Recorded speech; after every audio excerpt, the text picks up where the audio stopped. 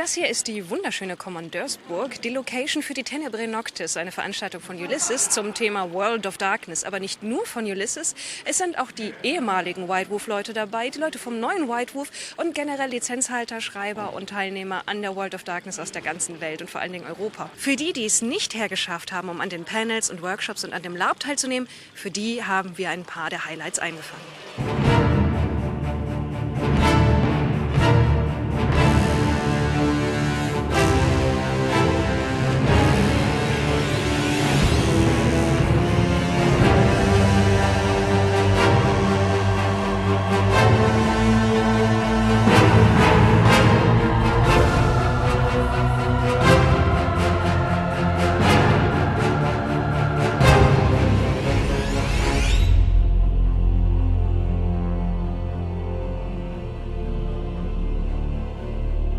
So you had some big things to announce. What was the big news today and how did people take it? I think the biggest news is that the World of Darkness is back. The classic World of Darkness will be brought into the 21st century, and we're running it across multiple media. We're imagining comic books, novels, new versions of the tabletop set in the contemporary times. But of course the big change is that digital releases will happen, computer games will happen, and it will be the classic World of Darkness taken forward, and then with one coordinated meta plot across all different media. And that is what I'm most excited about as the lead storyteller, is coordinating that meta plot and making sure that the players see it and become a part of it, no matter from what angle they approach the World of Darkness. So no matter if you're a LARPer or if you're just a tabletop gamer, you're going to live in the same world while playing? Yes, you will be a part of the same integrated universe, and that's why we're working so actively with our licensing partners to make sure that everything fits together the way that we dreamed it would be back in the 90s. That is what we're really aiming for, because we have the technology and we have the maturity and the skills to do that now. It sounds very ambitious what you're planning, and sounds like you're really going to need a big team. And you talked about the technology. How are you going to make all this happen? How are you going to integrate all these things? We take a lot of, doing integrated media productions is something that happens more and more. Looking at how the Marvel universe is handling it, I think is a good example of how we can have parts of a story taking place on very different levels. There's a big difference between Jessica Jones and Captain America, for instance. They are very, very different, but they're set in the same world, and they have hints and clues leading back and forth between each other. And we're imagining that sort of deeply integrated approach. So it's a matter of talking to creatives that want to do things in World of Darkness and getting them enthused about the same themes and the same parts, and then giving them treasures from the development of the metaplot, saying, okay, you will handle, and this is absolutely not anything that will happen, or maybe you will handle the fall of the Camarilla in Europe. That's what's going to happen in your in the computer game that you will develop. That part of the metaplot will be yours to tell. So we take out different parts of the story and let people take charge and be responsible for those parts. But they are coordinated and matched and well thought through even before they get that assignment. And that's going to be your job as lead storyteller. Yes. So you're going to write the metaplot and hand out the things to other creative people. Yep. And do that also in concert with them. So that if I have an idea, I get together a writer's room and we break that together. But it's really important that there's a core, or a team of core creatives that have responsibility and ownership over the central story. And one more thing I think many people here were excited about was your idea to take fan work, to take what the fans have done for years and make that official. How's that going to work? Yeah, the process begins here, of course, with talking to people and so on, and finding what parts of Berlin by Night, the chronicle that has been running for a long time, are really, really work and jive well with the metaplot, and which part of those could be made official.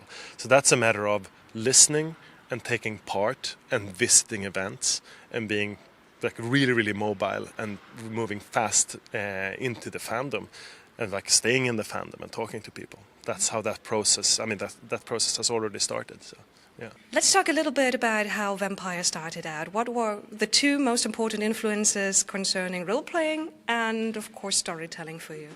Well, Joseph Campbell, in terms of storytelling, is he wrote The Power of Myth and all the books about mythology, and Star Wars was famously based on Lucas reading Joseph Campbell, and so I was really drawn to him as a kid, and I always knew that whatever I did in the world of storytelling, it would have to be based on mythology, and Joseph Campbell's ideas about mythology being present in all stories, and the archetypes of the hero and the wizard, and how these things pervade all storytelling, not just fantasy.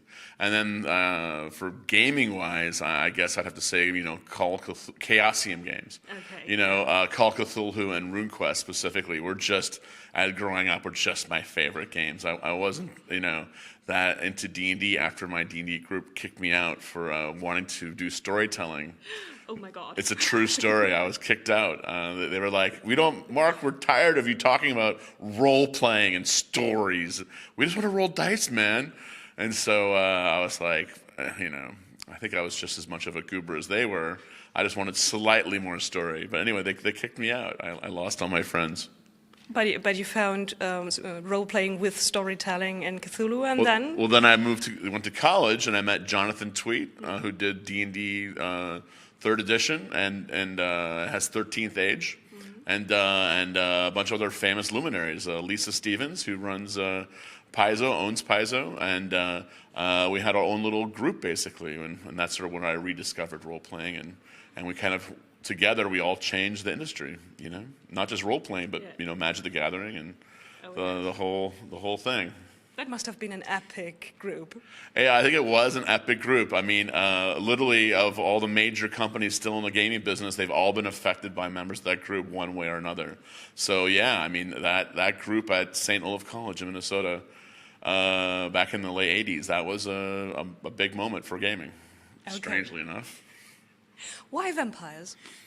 Well, actually, I had first worked on a game. I knew we had to do a new game, the company, White Wolf. We had a game called Ars Magica, and it was selling okay, but it wasn't paying the bills. I was still eating day-old donuts and ramen noodles, and I was just, and I had beer once a week. And I was like, okay, I have to make some money. I need a car. Okay, I just at least need a car. And so what happened is I tried to do a game called Demon, where you play a famous person in hell. And then some horrible things started happening, just weird coincidences. A pizza truck blew up next to our house. We ran into a transformer and blew up every computer in the company. Every phone, everything was dead. And so at that point I go, you know what, I'm not into this game anyway, but I'm definitely not working on it anymore. And so on the way to Gen Con, I was just been thinking what to do. And it suddenly came to me in the car years before Jonathan Tweet and I went to see Lost Boys, the vampire movie. And he, coming out of the movie theater, he said, you know what, it'd be great to have a game about vampires, but it would be so boring killing vampires all the time. It'd just be boring. And I said, yeah, but there's got to be a way to do it. And in the car, I remember very clearly on the way to Gen Con, thinking to myself, wait a minute, you are the vampires. And then the car goes, well, that would still be boring, Mark. Just vampires are boring. And I go, but what if I changed vampires and I made them interesting? If I added enough to vampires that they became not just a monster, but a whole thing. And that Gen Con, I spent literally the entire Gen Con with my notebook. Just writing. I barely said hi to people. I barely went out to parties. I still have these notebooks. I filled out 3 notebooks at that Gen Con full of notes on how to do. And that pretty much, most of the ideas in Vampire were all in those books. So the first 4 days, it all came out. It was just all, I just sort of, once I knew it had to be mythology, it had to capture the archetypes of mythology. And then I had the idea of the mafia and the masquerade, and everything else I just knew how to do it. Okay. What do you think was the most important tweak to vampires you made to make them really good as player characters? Was it the mythology, the idea to place them smack in the middle of the modern world? Actually, it's that to make them mafia. Okay. By creating a society of vampires rather than just the solitary vampires they normally were in all the movies and all the movies based on Anne Rice. Okay, and I didn't steal directly from Anne Rice, but I did watch all the vampire movies, which had stolen from Anne Rice, and because I purposely stayed away from Anne Rice to the end, I didn't want to steal from her. But what I added, I think, is this whole idea of a full society of interaction, because that's how you have interestingness. You have the young versus the old, the anarchs versus the Methuselah. You have the different clans fighting each other. So all these politics, the way you have in a mafia world, the different families in New York fight each other for control, and they fight the police, and it creates adding that mafia level in, I think, of a secret world, a secret society of people illegally trying to control things, and that created enough texture that suddenly you had a game. Whereas the mythology and all that made it so that you could have a character that you loved. But really, what a game needs most of all is you got to have something to do, and then also figuring out how to make a game about politics. Because until then, no one had really done a role-playing game that was mostly about politics. Games are about adventure. Even Call of Cthulhu is about an adventure where you get screwed. Okay? It's an adventure where you're going to die or go crazy, but it's still an adventure. Whereas Vampire is not really about adventure. Vampire is about the politics and the intrigue, and which is, of course, my favorite kind of storytelling anyway. So, of course, it was going to go in there, and I'm a very political person. But that was the key, to figure out how to do all the game mechanics that allowed you to have that to be fun to do in a group of people.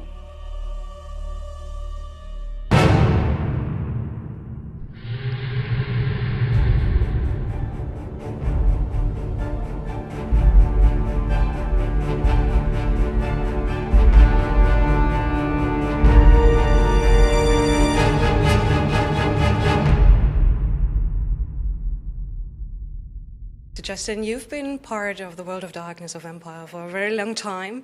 Don't make me feel old. No, you don't age. That's part of being part of the world of darkness, I think. So. I'm glad you realized that. Yeah, of course. How did you start it out? How did you first get the job to be part of that? I actually got involved in White Wolf through live action. I was working in Dallas, living in Dallas, and Mike Tinney was coming to host a by-night event or a live action event.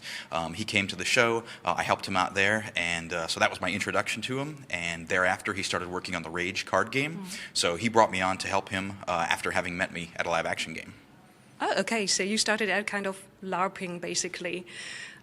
Yes. Okay. Why do you think the Vampire the Masquerade is also so popular with LARPers? Why are there so many live events? I think there are a lot of live events because players really feel part of a world of darkness. There's a greater sense of all these vampires and all these, I guess, other creatures getting together. And when they meet in these large sizes, it really does feel like something that is part of a bigger world. Okay. What do you think is the allure of the game as a whole? Because it's lasted for quite some time without anyone aging, whoever worked on it, of course. And it comes back, it doesn't die. I think we've seen a lot of players who are introduced in it or introduced to it eventually come back to it because they remember, oh yeah, I remember doing that. That was a lot of fun. I also think on a larger sense that games are really good at giving people what they need, these basic psychological needs. And so if you've had this great experience in a game at one point, of course you're going to want to come back and revisit it. Okay. Are you looking forward to what the people at Paradox are going to do? Anything that you've already heard, rumors? Yes, I'm really looking forward to seeing what Paradox does with it. I have worked with Martin Erickson previously at CCP, and having him come on as the creative director for the World of Darkness, I think is a real boon to the property. So it's really looking forward to seeing what they bring out next. Okay. What's your favorite thing you ever worked on for the World of Darkness? One of the things I'm most excited about having worked on for the World of Darkness historically, of course, is Vampire the Masquerade. Fantastic game. I was really enthused to bring out the 20th anniversary edition above all of them. But also the thing I'm working on right now, Prince's Gambit, is a really exciting introduction for new players to the World of Darkness. I think it's very accessible. You don't have to get into 20 years of game history and knowing hundreds of books worth of material. It's just a chance to kind of get in and pick up the game from its very essential experience. Okay, can you tell us a little bit about Princess Gambit? Where is it set? What's the main theme? The idea of Princess Gambit is that there is a small group of players, and of that group of players, some of them are Camarilla. The Camarilla don't know who each other are, and some of them are Sabbat. The Sabbat do know who each other are, but there are fewer of them, so they're having to secretly work against the Camarilla majority at the game. It plays very quickly. It can play out in 30, 45 minutes, and it's great for a pre-game or pre-LARP kind of warm-up session, and also great for getting new players into the game. Shane and Jason sind vom Mind's Eye Theater, vom offiziellen Vampire LARP-System. So why did you decide that you were going to do Mind's Eye Theater? How did that come about, the idea? I've been involved in vampire live-action role-playing for almost 20 years, and so is Shane. I started writing for Mind's Eye Theater about 15 years ago with previous editions of the game. So when Shane brought us the opportunity to do a new version and bring an updated live-action experience to the world, of course, I said yes. Okay. What was the hardest thing about adapting Vampire for live-action role-playing? Because there are many elements to Vampire that are hard to portray in real life. I think there's always the challenge of suspension of disbelief, making it immersive. At the same point, making it realistic and fun. Okay. In your experience playing Mind's Eye Theater and also LARPing before that, what are the people playing most on live events? Like what clan or what concept? Oh, yeah, that's a great question. When we started work on this book, which is the new edition of Mind's Eye Theater, we had many years of experience writing and playing.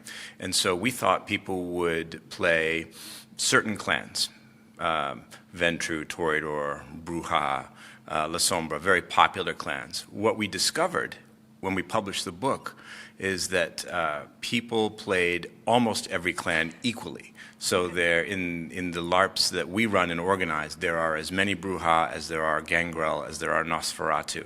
All the clans have become equally popular, which is part game design and part just fun of the story. It's very important to us to make sure that when we design games, every choice the player makes is a good choice. Okay. What is new about the new edition of Mind's Eye Theater? Have there been major changes, or is it just a slight update? No, it's major changes. Okay. We redesigned the game completely for the LARP environment in particular. The previous editions that we worked on were copies of the basic tabletop game and did not translate well to live action.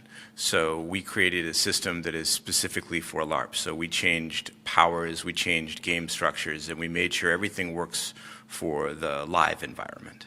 Okay, can you give me an example? For example, how do you work with the La Sombra shadow powers or things like that? Why don't you give the Sure. So obtenebration is a very popular discipline for the La Sombra. It's the signature discipline of the La Sombra clan. And in previous editions, it was very difficult to represent in live action because it requires suspension of disbelief in the theater of the mind. So we re-engineered the discipline to make it very fast and easy to play. The shadow powers are still very, very strong. But they are equally powerful to other disciplines. So the La Sombra do not have an inherent advantage over Simitsi or Ventru or Toreador. Everybody's powers are equally good, so you must play very strategically, very carefully. For obtenebration, we changed the lower powers, the basic powers, so that they are ambient effects, so that they have environmental effects around you, and the higher level powers directly affect other players. So the more experience in obtenebration you get, the better the effect, but very quick and easy to play. Okay. How has the reaction been so far to the new Mind's Eye Theater?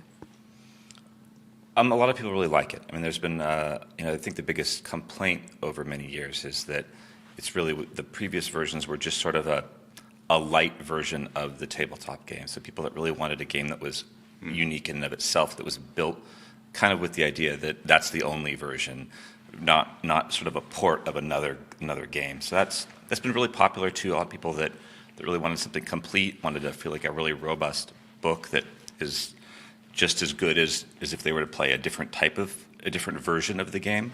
So that's been well received. So Down A, you basically brought the V20 to Europe with an amazing Kickstarter, but tell me a little bit about how you started out with the World of Darkness. What was the first time you kind of made a connection with that? Well, I think my first connection, my first contact with World of Darkness is weird because it was actually Kindred Embrace. Okay. Yeah, the series that everyone hates. Not everyone. So, well, it has a little bit of value, but at the time I didn't even know that that was World of Darkness. Mm-hmm. And then months after that I started playing, and then I started, connecting the dots. And I was like, okay, so it was not a great series after all. And that was in the 90s, mid-90s. So, yep. Okay. By now you are also one of the faces of the V20 edition, being the Tenebrae model. And how did you make the connections? Did you go to conventions? How did you kind of work your way into there? So for becoming the Tenebrae model, which was my first modeling work for World of Darkness, I was following the V20 blog that Shane created, Shane de Vriest, who is here at the Tenebrae Noctis as well, and he was the one casting the models. So at some point he had 3 slots available for female fans to join the crew, and those were for Malkavian, Toreador, and Tremere. And he told me, I sent him an email in the last minute, and then he told me like hours later, today is a wonderful day because you have been chosen to portray the Tremere. And I was like, oh, seriously, Tremere? It was my most hated clan.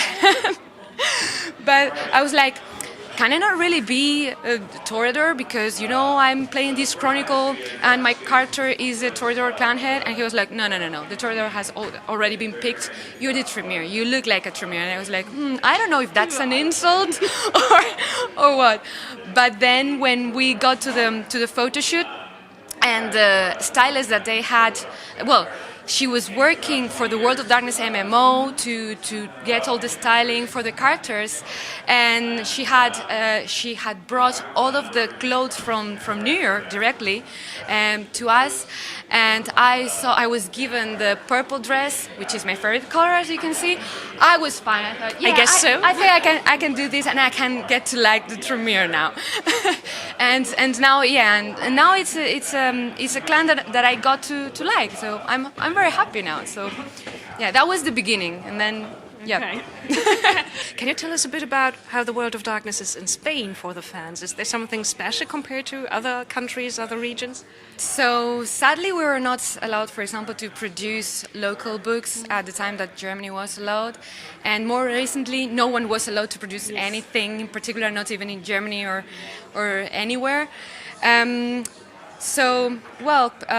We hope that now we can, so to be honest, in the last years since Onyxpath came out, they have been hiring writers from outside the US.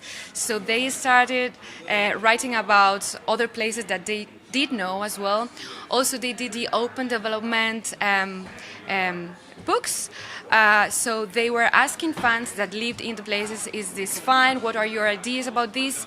But now it can even get better and better, I think, because the new White Wolf crew are so open about doing localization right and having all the crowds happy, because there are differences. For example, our Iberia by Night. Everyone's Iberia by Night, but I say our because it represents Portugal and Spain.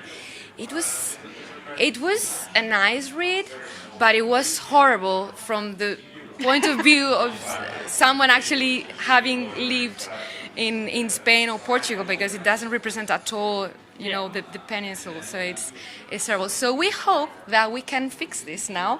Because we have been told by White Wolf that it's a new era. We have we're really confident that very good things like localized things are going to happen, more realistic as well, which is what it seems that they intend, more realistic, more stuck to what something believable, not like, because before it was a little bit like, you have this world which is kind of dark and there are superheroes of the night, but now everything is going to be more realistic, including different countries and our different, ideologies and idiosyncrasies in every place. So. Oliver Graut ist auch hier eingeladen auf der Kommandeursburg zum Tenebrae Noctis und vermutlich unter anderem, weil du eine lange Vergangenheit auch mit der World of Darkness hast. Das ist richtig, ja. Wir haben ja viele Jahre die gesamte World of Darkness in der deutschen Übersetzung gemacht von White Wolf und können deswegen die ganze Veranstaltung hier ein bisschen betrachten wie ein Klassentreffen. Das heißt, ihr kennt auch viele Leute, die früher an Vampire gearbeitet haben. Kennt ihr auch die Leute, die aktuell jetzt das übernehmen? Die Leute, die jetzt übernehmen werden, kennen wir seit kurzem. Wir haben natürlich Kontakt aufgenommen, aber davor hatten wir wenig miteinander zu tun. Die Leute, die ansonsten hier sind, wie Justin Achille und Mark Reinhagen, sind natürlich zum einen Vampire-Erfinder oder zumindest Entwickler der ersten Stunde. Und mit denen haben wir sehr viel früher zu tun gehabt und natürlich auch schon ein entsprechendes Hallo gefeiert, gerade als wir uns getroffen haben. Ihr habt ja auch in Deutschland die World of Darkness auch aufgebaut. Es gibt ja auch vieles an Infos und dergleichen, die wirklich auf Deutschland zugeschnitten sind. Wie war die Zusammenarbeit da mit White Wolf früher? Was ist alles auf eurem Mist gewachsen, was auf ihrem? Das war tatsächlich nicht ganz einfach früher. White Wolf hat sehr restriktiv mit ihrer IP gearbeitet und wir hatten natürlich aufgrund der Tatsache, dass wir das Gefühl hatten, es gibt zu wenig deutsches Material, also auch und zu wenig Wissen in Amerika, wie es in Deutschland oder im Rest Europas aussieht, dass wir natürlich das Bedürfnis hatten, eigenes Material zu machen. Und die Vorschläge, die wir gemacht haben, sind teilweise angenommen worden und teilweise halt auch eben leider nicht. Aber immerhin sind wir als einziger Developer außerhalb Amerikas in der Lage gewesen, insgesamt, ich glaube, 4 Publikationen zu machen, die alle auch großen Einfluss genommen haben und auch zurück übersetzt wurden ins Englische. Jetzt bin ich aber ein bisschen neugierig, Dinge, die nicht angenommen worden sind. Gibt es so einen Wunschband oder ein Wunschthema, das ihr gerne gemacht hättet, was aber nichts geworden ist? Ja, es gab eine ganze Reihe von Bänden, die wir gerne gemacht hätten. Vor allen Dingen Bände, die auch dann Spielwelten anbelangten, die dann später gekommen sind, wie Vampire aus der alten Welt, also Vampire the Dark Ages. Da hätten wir gerne noch mehr gemacht. Da haben wir leider nur Aachen Reichsgold machen können. Aber natürlich gab es auch andere interessante Settings für uns, auch als Deutsche oder als Europäer. Wir hätten zum Beispiel auch gerne in Paris bei Nacht gemacht und dergleichen mehr. Natürlich waren die französischen Lizenzpartner davon auch angetan und hätten es natürlich auch ganz gerne von sich aus gemacht. Aber vieles wurde früher gerne einfach abgeschmettert, weil es für die Amerikaner auch schwierig war, natürlich jeweils dann sich die Exposés auf Französisch zum Beispiel durchzulesen. Und die Franzosen hatten wenig Lust, es auf Englisch zu machen und so weiter und so fort. Es gab halt immer ein bisschen Schwierigkeiten da, aber vielleicht ändert sich das ja jetzt. Ja, startet ja auch neu durch, wieder mit neuen Leuten, die die IP besitzen und es wird wieder dran gearbeitet. Warum ist das so ein passenderweise unsterbliches Rollenspiel? Warum gibt es eine Community, der immer noch dabei bleibt? Das ist eine gute Frage. Ich stelle mir diese Frage selber ganz gerne. Es gibt immer, also ich glaube so Jahrhundertereignisse und die World of Darkness war damals, als sie die Rollenspielszene traf, etwas gänzlich Neues. Damals kannte man halt einfach so rein geschichtenbasierte Spiele nicht. Also das Storytelling-System war einfach schon wirklich neu. Davor hatte man einfach nur gewürfelt und auf sein Glück gehofft. Und das hat einfach einen Nerv getroffen und natürlich auch mit dem Thema Vampire und der Gestaltung sehr stark auch auf ein weibliches Publikum abgezielt, respektive es angesprochen. Ob es abgezielt hat, darauf weiß ich nicht mal so genau.